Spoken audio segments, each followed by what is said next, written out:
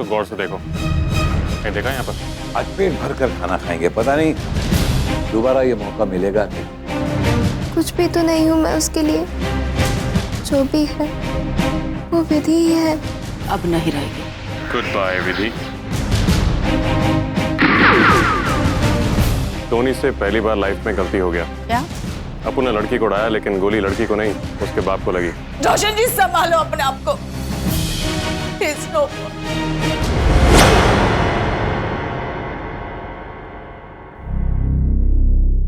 जा रहा हूं उसे मिलने के लिए।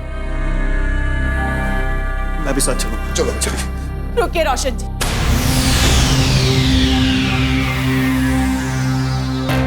मैं समझ सकती हूँ आप पर क्या बीत रही होगी। ये सुनकर मेरा कलेजा फटा जा रहा है। तो वेद आपका तो दोस्त था, लेकिन रोशन जी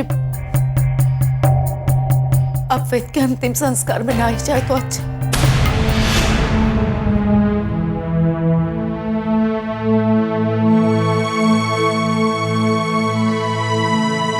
अब जानती हैं आप क्या कह रही हैं?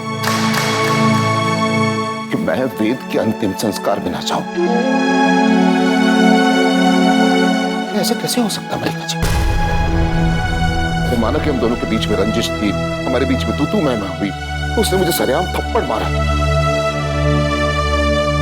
वो था तो मेरा दोस्त था, और ऐसे वक्त पे दोस्त दोस्त के काम नहीं आएगा तो कौन काम आएगा? नहीं मलिका जी, मैं जा रहा हूं, उसके अंतिम संस्कार पे जा रहा हूं। होश से काम लीजिए रोशन जी। मैं आपको रोक रही हूँ क्योंकि मैं भी आपकी दोस्त हूँ।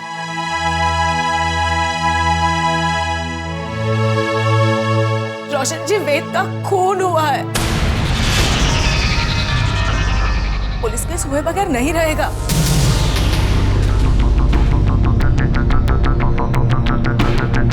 और अगर पुलिस केस हो गया तो सब जानते हैं कि वेद की अगर किसी से दुश्मनी थी तो वो आपसे थी।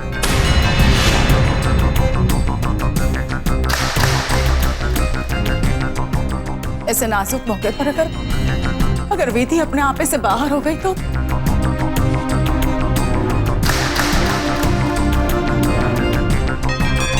उसने अगर पुलिस स्टेटमेंट में ये कह दिया कि उसे आप पर शक है तो। मल्लिका जी, विधि ऐसा कभी नहीं करेगी। और डैड वेद अंकल का खून क्यों करेंगे? हाँ, लेकिन ऐसे वक्त में विधि को समझाएगा कौन?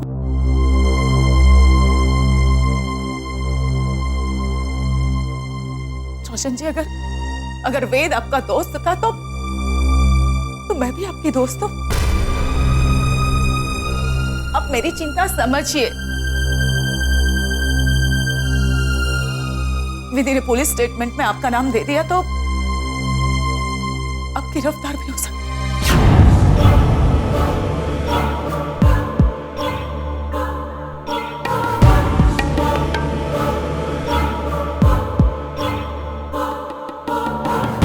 डैड,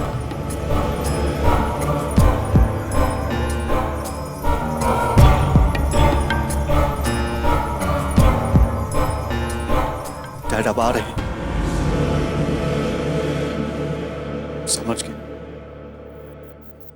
समझ गया डैड। मल्लिका जी की बातें आपके कदम रोक सकती है, मेरे नहीं। मैं जरूर जाऊंगा।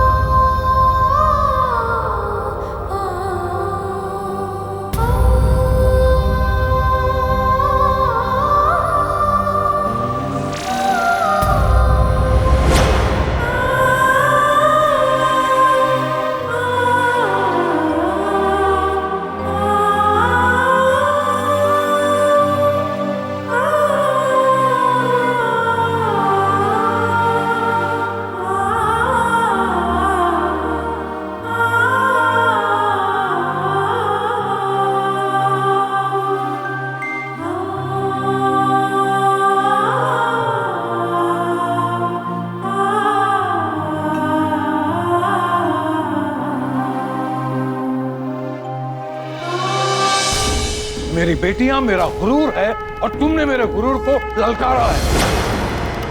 ये तो शुरुआत है, अब बहुत सारी लड़ाइयां आनी बाकी हैं।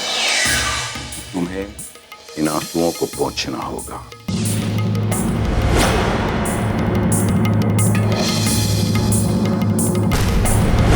आखिरी बार इंसान अपनों को देखता है, कम से कम उन्हें वहां अपनी चीता पर शांति से सोने दो। बस एक बार। छुपाऊं कैसे लगा चुनरी में दाग।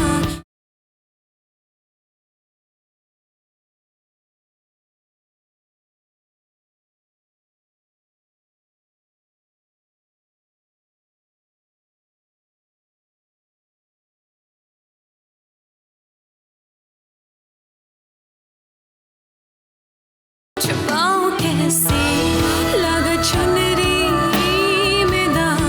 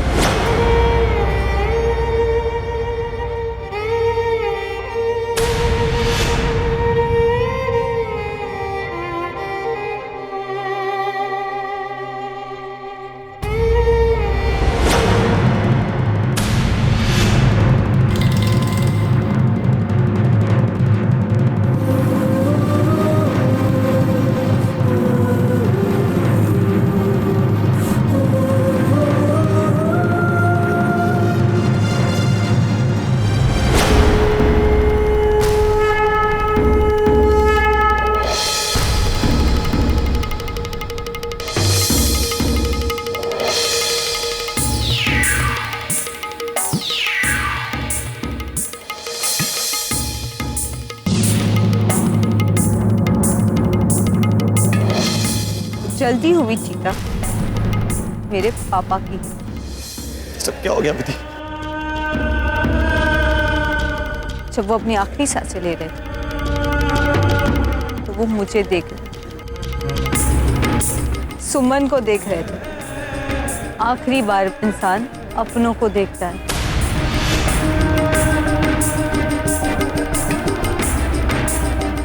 कम से कम उन्हें वहां अपनी चीता पर शांति से सोने दो। बस एक बार।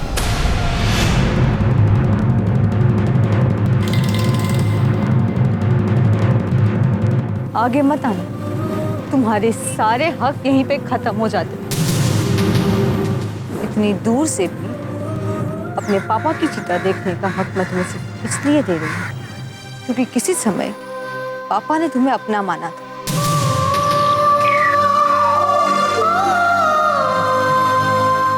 लेकिन अब आगे मत आना, चले जाओ।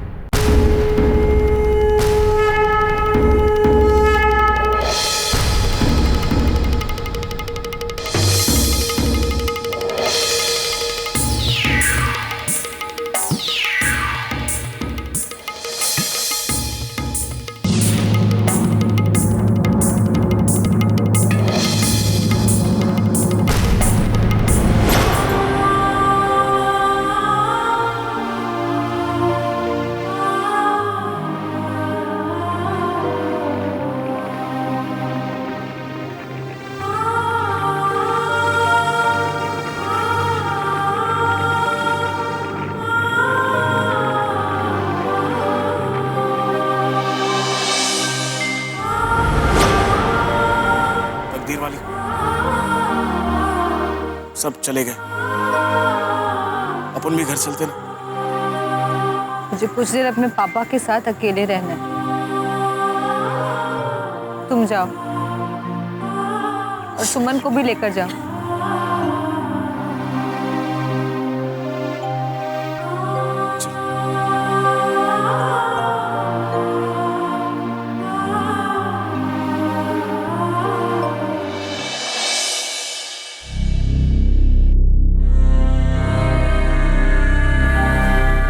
यही वो घर है ना रोशन, जिस रोज मैं अपनी बेटियों को लेकर आया था तुमसे माफी मांगने के लिए। तो तुमने क्या कहा? मारो थप्पड़ अपने आप को। और मेरी बेटी की खुशी के लिए मैंने वो भी किया।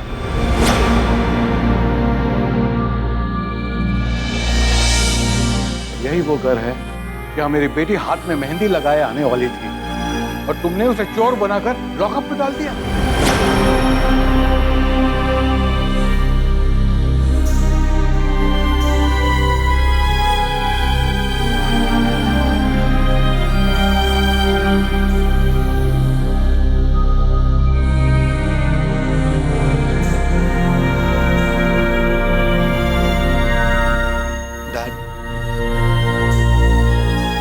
वेद अंकल के अंतिम संस्कार में आप नहीं आ पाए, तो मैं खुद ही वेद अंकल को यहां ले आया।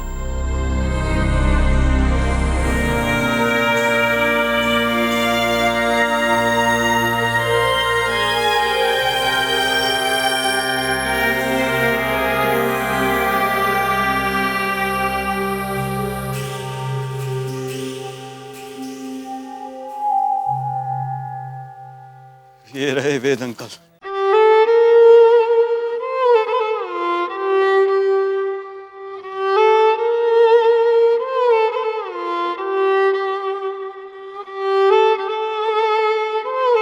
एक बात अच्छी है कि मरने के बाद इंसान की आंखें बंद हो जाती है, वरना अगर आज वेद अंकल की आंखें खुली होती ना तो मैं उनसे आंखें नहीं मिला पाता। अच्छा हो आपने यार, बहुत अच्छा किया आपने। और आप आते भी क्यों? आप तो उन्हें पहचानते भी नहीं है ना। कौन Ved Prakash Shastri?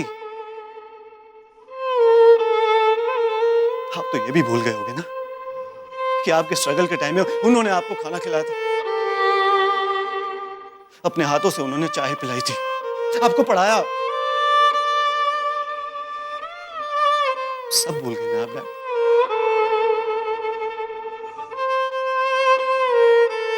Thank you so much.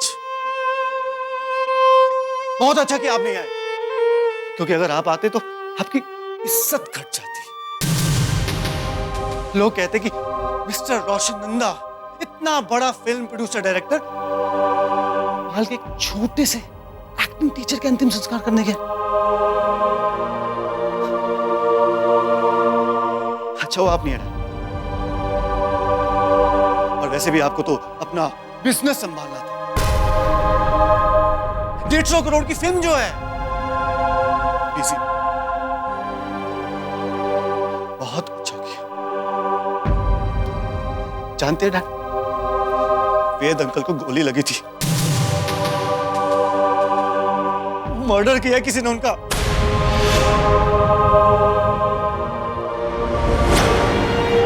आज आपकी अस्थियों की कसम खाती हूँ, जिस किसी ने आपकी सांसें रोकी मैं उसे छोड़ूंगी नहीं।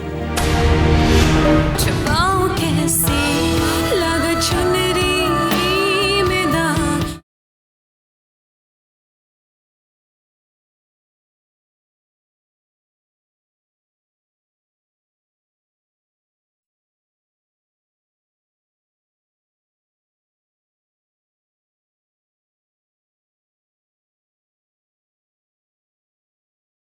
छुपाऊं कैसे लगा चुनरी में दाग। मेरा दिल तो ये सोच सोच के तड़प रहा है कि क्यों किया किसी ने उनका मर्डर? क्या बिगाड़ा था उन्होंने? क्या गुनाह किया था उन्होंने?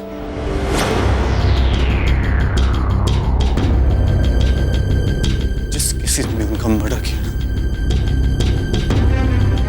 उसे छोड़ूंगा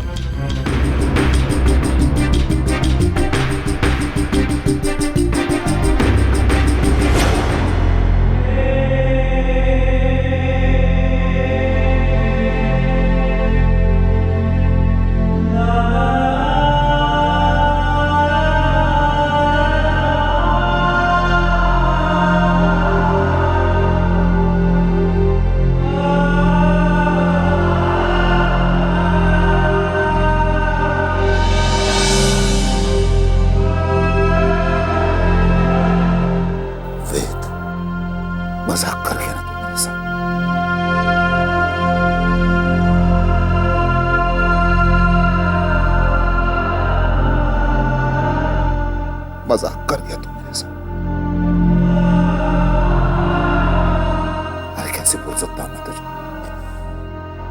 वो एक एक पल जो मैंने तेरे साथ गुजारा कैसे भूल सकता हूं? वो हर एक चीज जो तूने मेरे लिए की कैसे भूल सकता? नहीं भूल सकता। हाँ, मैं मानता हूं कि मैं गलत था, लेकिन मैं इतना भी बुरा नहीं हो गई, इतना भी बुरा नहीं। मजाक कर दिया तुम मेरे साथ, लेकिन इस मजाक में हंसी नहीं, आंसू निकल रहे।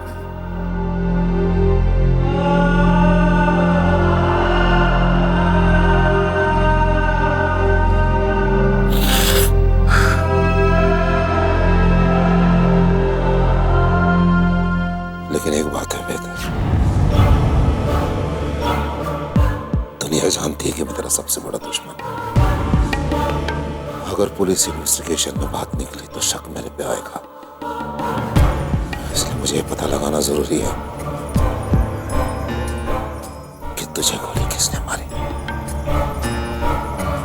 और मैं पता लगा के रहूंगा।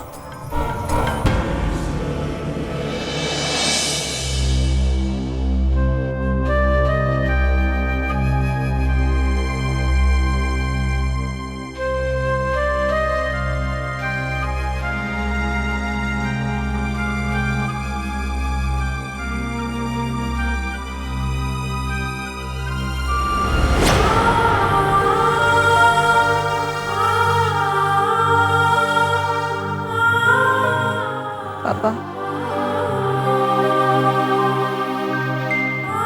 मेरा ये शरीर आप ही की दी हुई मिट्टी है, मेरी सांसें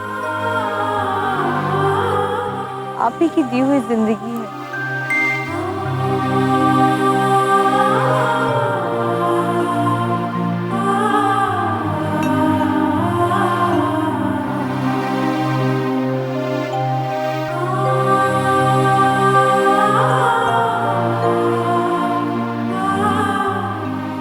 मैं भी थी आपकी बेटी, आपका खून, आपका गुरूर। आज आपकी अस्थियों की कसम खाती हूँ, जिस किसी ने आपकी सांसें रोकी मैं उसे छोड़ूंगी नहीं। मेरे खून का एक एक कतरा आपके खून की हर बूंद का हिसाब लेगा। आपके मौत के जिम्मेदार जो भी लोग, जब तक मैंने उनको खाक में नहीं मिलाया तब तक मैं आपकी अर्थी का विसर्जन नहीं करूंगी।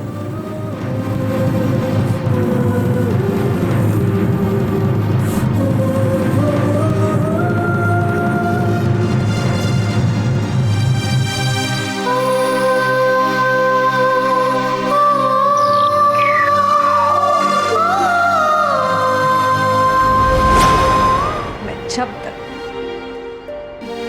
पापा की मौत का बदला नहीं लेती,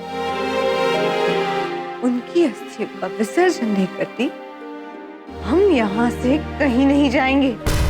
छुपाऊं कैसे लगा चुनरी में दाग।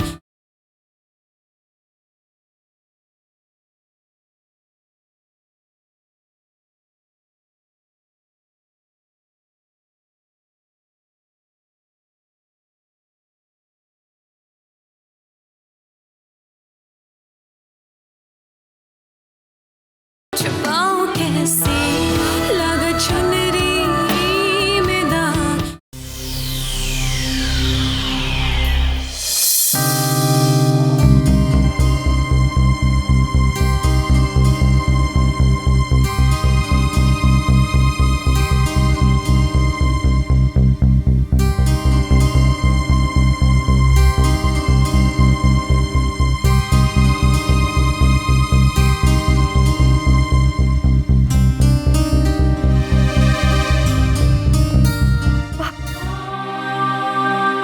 दी, मुझे पापा के पास जाना है।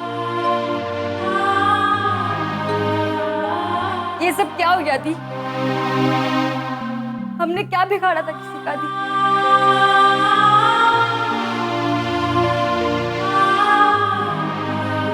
पापा तो बस यहाँ कुछ ही दिनों के लिए आए थे। दी, कुछ कहती क्यों नहीं तुम दी? हम यहाँ से चले जाएंगे दी, अपने घर, अपने शहर। हम बेसहारा हो गए दी, यहाँ हमारा कुछ नहीं बचा।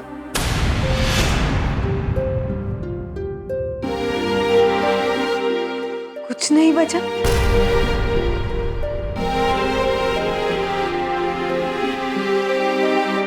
पापा को गोली मार दी गई है यहाँ पे। ये चीख, उनका बहता हुआ खून, उनकी मौत का बदला बचा है यहाँ।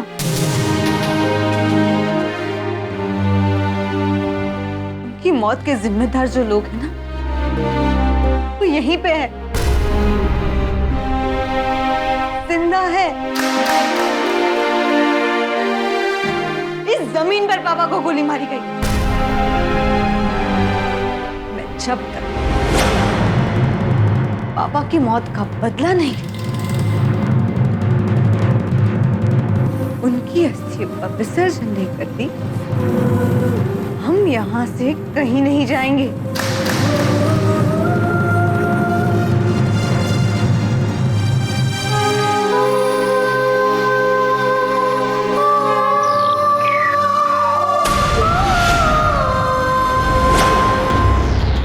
यही वो चौखट है ना जहाँ पे मेरे पापा ने आपकी वजह से अपने आप को थप्पड़ मारे थे।